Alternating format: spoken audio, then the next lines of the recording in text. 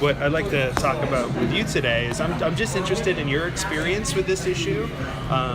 Your thoughts, your perspective.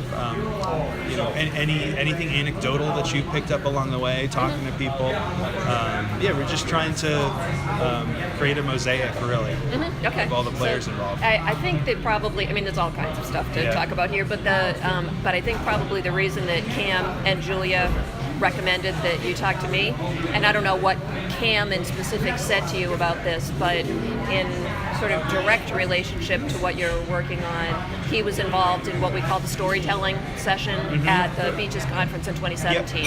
Yep. So do you already know about that? I hadn't heard of it before you mentioned it to me, and we can maybe talk about that after we've sort of gotten through talking about this project, if that's all right. Oh, yeah, I was just going to use it as an example. Oh, sure, great. Yeah. Because it was designed as an opportunity for three different people with three totally different life experiences and perspectives on, I'm trying to remember exactly how we framed the,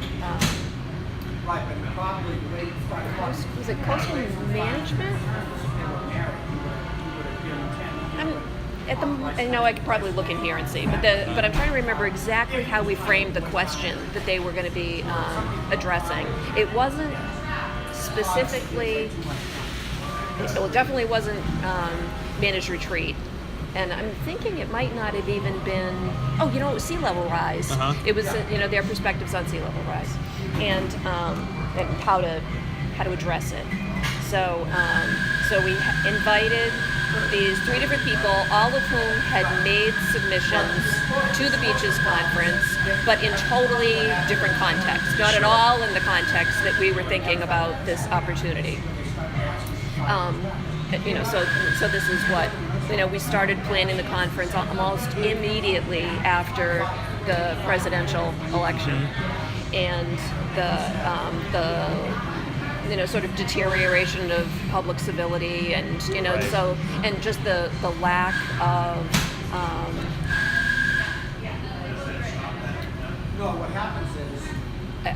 almost an instant lack of awareness of the need to listen to people. Yeah, it's a quick sidebar. We actually were doing some programming that week after that election in 2016 at the University of Virginia. And they were dealing with riots. We had, at one workshop, we had 4 people. Because just everybody was like, I can't do it. Yeah. So that context and setting is vital when we're having this conversation. Yeah, so we were sort of reeling from, we have to address this as part of the conference. Right.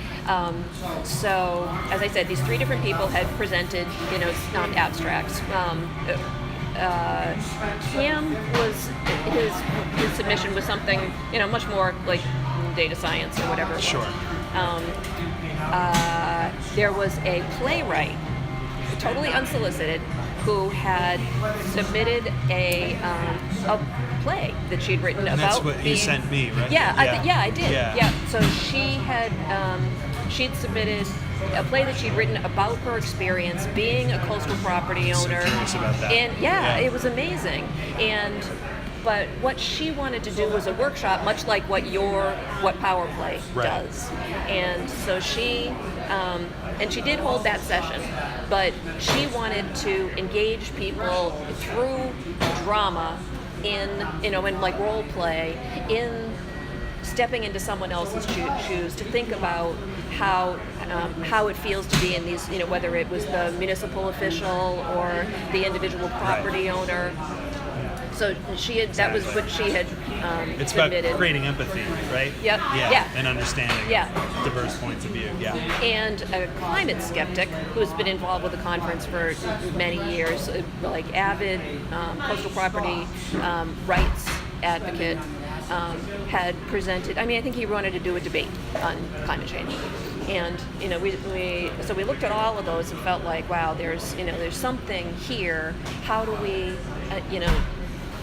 give voice to all of that without going down this route of pure climate science or pure climate debate, but recognize that these are three really different experiences. So, one of the things about the conference is we always try to just try something different. This will be the 11th or 12th conference that we've done, and it's so boring if you just keep doing the same stuff over and over again. Same group of people. So this submission about using drama was like, there's this other whole world out there of ways to to approach sharing information. So we sort of used that idea and took it for our plenary session as a storytelling session. So we invited each of those three people to just start having a conversation about how could we, use this as a chance to share their three entirely different stories. So we met ahead, just in a tell us about yourself, kind of, get to know each other kind of context. Had lunch, so we to try to break down, some of those barriers, really get to know each other some. And the relationships that developed among those three people were really interesting. And they were, even though the climate skeptic was well aware of the risk that he was taking, in terms of, for the most part, by no means is the audience, entirely, environmental groups or focused in that direction. We have like 20% coastal property owners that attend. But he knew that he was going to be in the minority, and that he was taking a risk to make this this presentation. And but they were all, gung-ho to give it a try. And I sort of, went in with, it was Steve Miller and I that had, really tried to set the context for, how to have a productive conversation among these three people, but also how to share that with the audience. So we talked about, how to, sort of establish some norms with the audience, and it totally exploded. In a good way or a bad way? In a bad way. How so? Did everyone just gang up on the skeptic? Yeah. So what does that ganging up look like? Is it accusatory? Is it probing? No, it was not probing at all. It was, from an emotional standpoint, it ripped my heart out, because the skeptic was really being vulnerable. Yeah. And what happened is that I think the audience was totally taken aback in the first place. So there was a whole lot more context setting that needed to be done. Yeah. So this is all a plenary session. So we had, how many people? 225 people or something like that. And needed more context and needed a whole lot more almost training with the audience. So we made all kinds of decisions about lessons learned from this thing.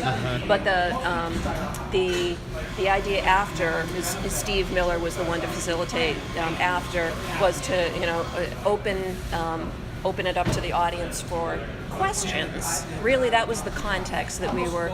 Do you have questions for the members of our storytelling group to better understand? Right. Because that was the context, to understand their perspective.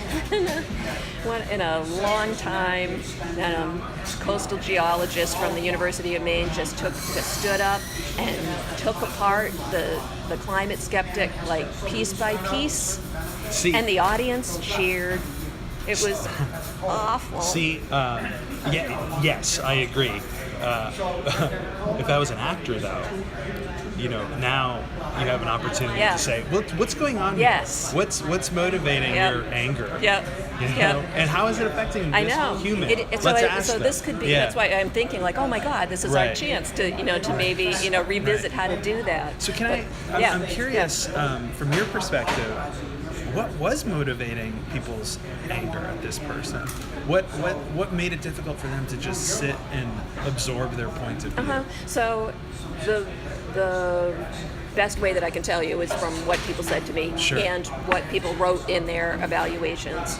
So what they, no matter what context we had set for this as an opportunity for people to share their experience and for other people to, in a civil way, to listen in an effort to understand, one of the, sort of mantras of this thing was, I don't agree, but I understand. Totally missed that. Whether or not they didn't have a context for that, they didn't want to have a context for that. What I heard from people was that you, by presenting this session in the way that it was presented, you were validating it and undermining the reputation of the conference itself by presenting that information as fact. But that's not quite what you were doing. Absolutely not what we were doing, but it didn't matter. That was the mindset. So I guess that's what I mean about not having done the work that we now know we needed to do to move people into that place in a safe way. Well, see, that's fascinating to me because, just as you were saying, these three perspectives are important. I think that perspective of the mob is important too, because we want to understand what's motivating that. Because that communication and that empathy is a two-way street. And we have to all be playing by the same rules here. And you need, this is everybody's issue to deal with. And you can't exclude anybody from the conversation. So it's such a learning experience, which I sort of framed this in. We take chances, with this conference, try new things, and so we learned a ton. Well, I thank you for doing that because that gives us some really good material for this project. I know, and they were, like Steve felt awful. I don't know if you know Steve Miller at all. I don't think so. He's the Coastal Training Program Coordinator at the Great Bay National Estuarine Research Reserve. So if you haven't you probably, somebody should refer you to him. He might even be on my list. We have such a long list right now. But he was, he had some, I feel like he did soul searching, after feeling like he'd failed that conversation, and it was. That's a tricky conversation really to try to facilitate. Definitely, and we were unprepared to do it. So, not to get into this too much right now, but that's a possible proposal for. I would love to see that. Just sort of recreate that. And now let's say, okay, now we can freeze time here and say, let's unpack what's going on with everybody. That would be brilliant. I would love to see that happen. So that was, so when you mentioned this, that was sort of the first experience to come to mind, was to see that just fire that rose from the. I was like, stunned. Did it change relationships internally? Did it change the way that you all had a dialogue? The cohort who was at that conference, did it? What were the ripple effects of that moment? So what was so interesting was that because it kind of blew up, I think there was a perspective that this had been a damaging experience for people. But naturally, so I'm the chair of the program committee, and for a long time I was like the hub of the conference itself. But so the program, the actual content and how it's presented is really important to me. So so I read through and we had just reams of comments on that session. So I poured through all of them, and I'm going to say, I'd have to look back to now to be totally sure, but I'm going to say it was sort of like about 65% of the comments were supportive of having tried that and the need for teaching people about civil discourse and building empathy. Even though it's sort of like, the loudest voice gets all the attention, and there would mean that element, I'm going to say it was about 35% was definitely there, but it was that silent majority that, really, I get it. And people, I can't tell you how easy it was to recruit for the steering committee. This year we always have a different group of people, because there were so many people totally charged up about what's like, whoa. So timeline. This was last year's conference. This was last. It was 2017. Right. But then, so we do an evaluation, really extensive, and then roughly a year before the next conference. So like in I don't know, like over the summer, we started recruiting the new steering committee that would, make this conference what it is. Right. And people who were like, yes, absolutely, I want to be involved. That was unbelievable what you were trying to do with that session. I'm so excited about that, and I want to be, I want to be involved with this. So it just, as you might expect, got, emotions on both ends of the spectrum. Right. Well, that's that discomfort is what ultimately causes change. It's really important. But very likely we lost a cohort of people that will never come back. Yeah, I guess that's the risk you take. Yeah. Right? So what demographically, what were those dissenting voices to that choice? What did that look like? Was it mostly people who have made their careers in climate science? Is it? Did you have a sense of that? Maybe you don't know.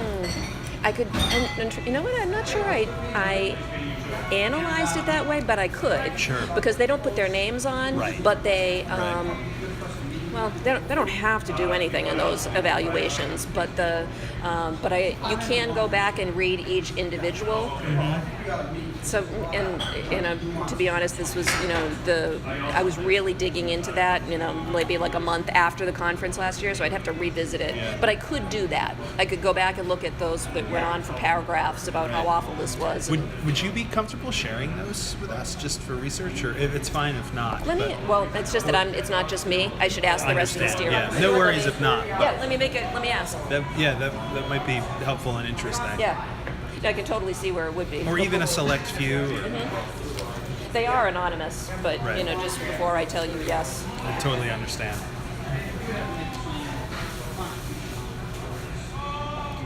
So that's all very interesting stuff to me.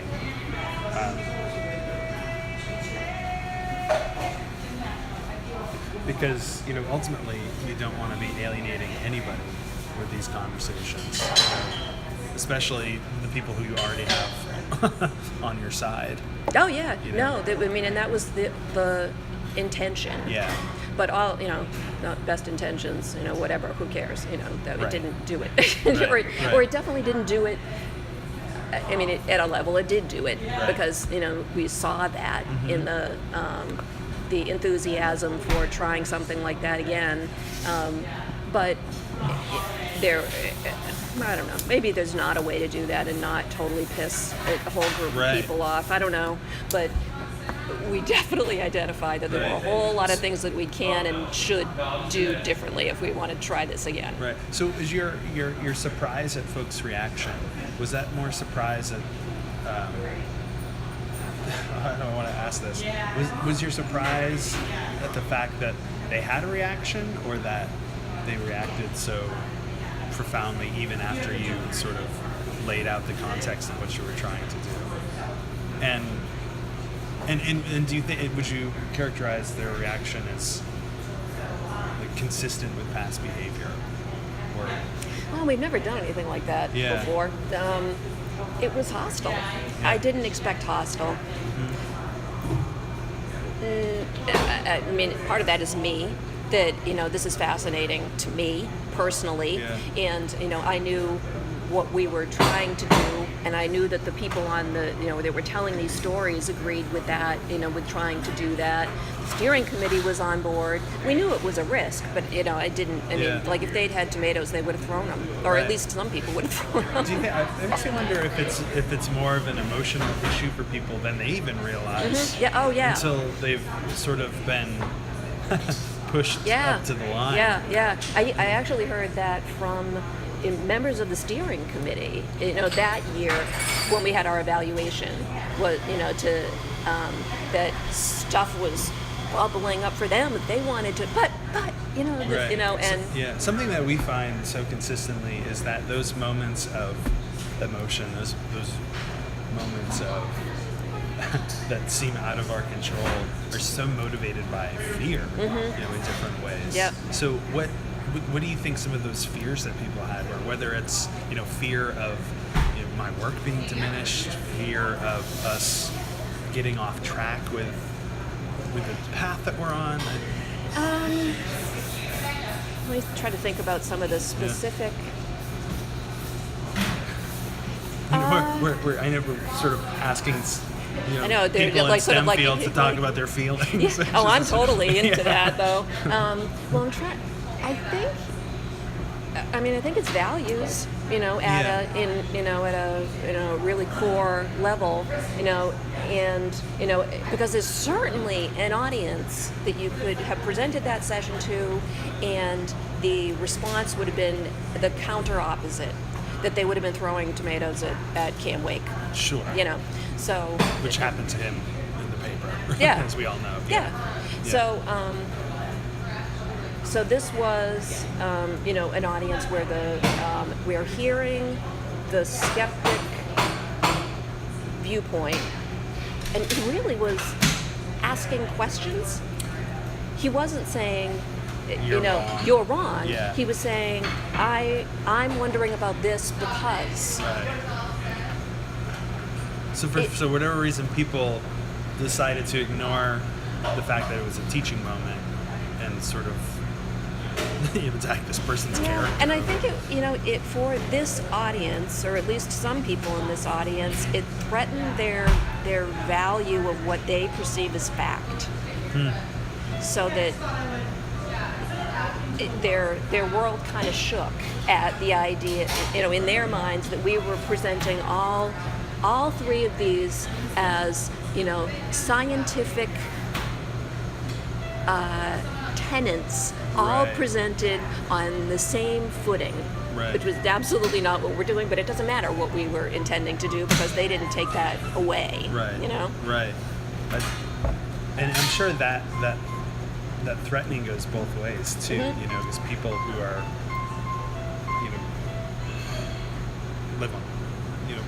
live on the coast and are homeowners, they have their own set of facts that they live by.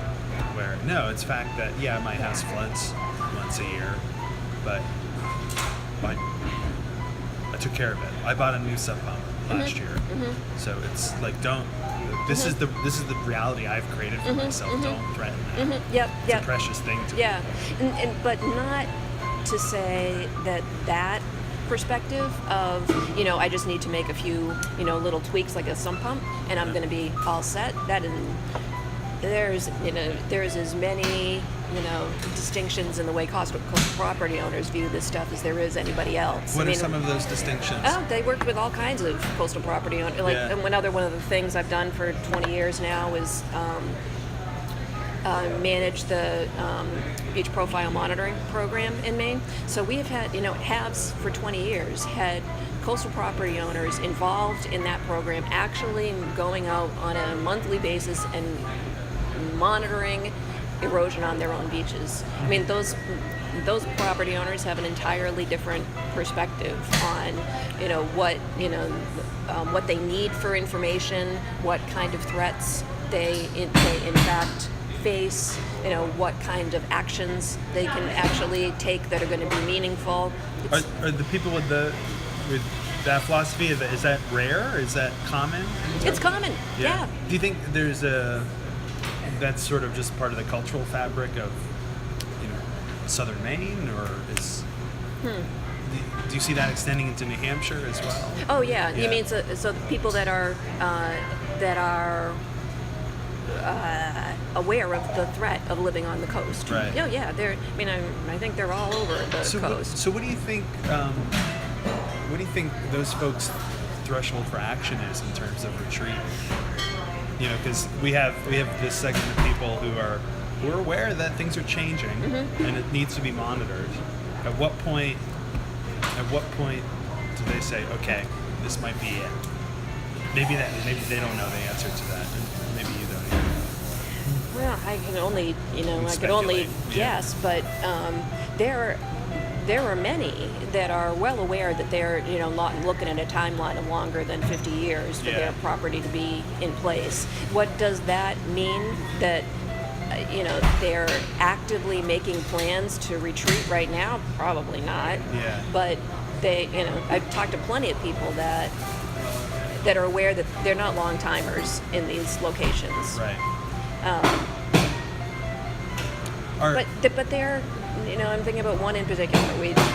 He's been really involved in like every, sort of proactive, climate adaptation thing I've done, including he's the team leader for one of the beach profile monitoring programs, and he's a coastal property owner in a really vulnerable place.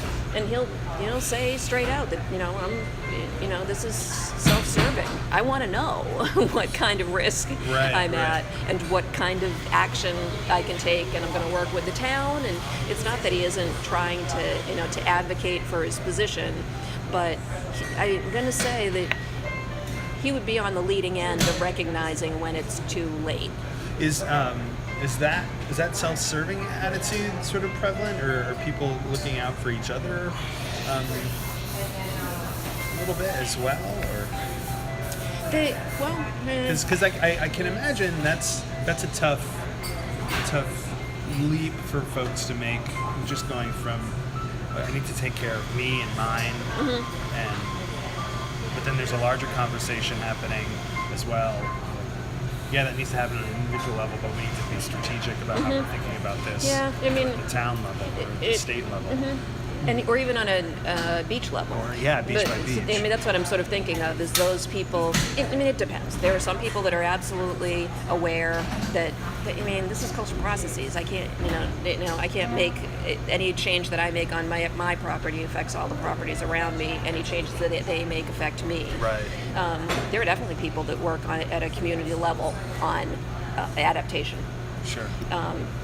And in some cases, consultants will work with whole stretches, like consecutive property owners, in order to try a given strategy. Right.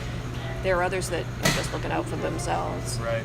And what do those conversations look like between those folks and the policymakers? Is there much dialogue happening in your areas? Because I know down here, there's some communities who are very active in those conversations. Oh yeah, like Hampton and Seabrook. Absolutely. There's, and I would say that level of municipal awareness and preparedness to take action is probably more prevalent the further south you go in the state. Sure. In part because we have the impacts from sea level rise are likely to be greater here than definitely way far down east, but I think that has to do with economics primarily. Economics, but also just the geography and geology of the state. We have we're on the coastal plain, so we have the more beaches, less rocks. Yeah. So the impact of sea level rise is going to be more dramatically felt here first. Right. So consequently, those municipalities have been at it for years. I did it was 2006 or something. I did worked on a team that did a project not sort of unlike what you're doing right now of interviewing and holding focus groups with coastal property owners and municipal officials, and we did surveys too, actually. And even then, 2006, the municipalities were aware that this was an issue and that it was up to them to do something about it. They wanted to take action, but there were all kinds of barriers in their way to actually taking action. That was a long time ago, that they said that. Are those barriers primarily bureaucratic, or? A lot of them were. It hadn't. Political pressure is on an entirely different time scale than climate issues are. So at least in 2006, they were aware of it, but the damage hadn't risen to the point yet that there was really a groundswell of support for actually investing and taking action. Right. That's changed over these years, but it's still nowhere near where it needs to really be. There's Right. all kinds of planning and talking and not nearly Right. enough implementation. Right, and that seems to be where people get the most hung up. Yeah. It's like we can talk and talk, but then when it comes time to, put the rubber to the road, it seems very difficult to do. Mm-hmm. Yeah. And you have Make town, sure sure, you have town councils changing over. You feel like you're getting somewhere with a governing body, and then the faces all change, Yeah. and you have to sort of start over again. Yeah. It's like 6 feet Definitely. forward, 1 foot back. Yeah. 5 feet back. Yeah. Exactly. Yep. So in your work, do you deal with folks who live more inland but might live in floodplains or anything like that, or is it mostly folks on the coast? All of the above. Yeah. Yeah. So Sea Grant works in what we call like coastal counties. Right. Yeah. All of the above. Right. Yeah, I'm interested in those folks' perspective too, as stakeholders, in this whole issue of sea level rise and From the inland flooding. Yeah, perspective. right. Yeah. Where it is a little bit more abstract. Yeah, definitely. And the impact is felt less directly. And the feeling is much less in support for use of municipal, state, or federal resources to support living in Right. those areas. Right. Yeah. Right. So, if what would be a useful workshop for you? I know you sort of outlined your experience having done that at the Beaches Conference, but and I guess what I'm asking is like, how would what we develop be useful for you as an individual in the work that you do, just in terms of practicing difficult conversations? Yeah. I always want these learning opportunities to go beyond the professionals, because we do it a lot for people, and not that you don't want to do it for professionals, but I'm really interested in actually engaging the people that are living in these threatened places, your inland